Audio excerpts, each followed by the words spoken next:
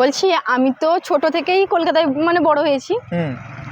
তো তুমি তো গ্রামেই বড় হয়েছো ছোটবেলা থেকে। তো আমি আমার ভাষায় মানে আমি বাংলা ভাষায় কিছু তোমাকে কথা জিজ্ঞাসা করবো, সেটাকে তোমার গ্রামের ভাষা মানে তোমাদের ভাষায় বলতে হবে।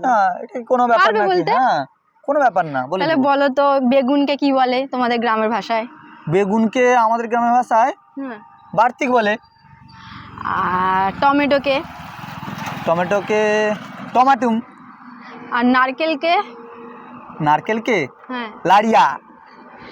আর কুমড়োকে? কুমড়োকে কাকুর। আর কি বলে আর একটা, দাঁড়াও আমার মানে হ্যাঁ পেঁপেকে?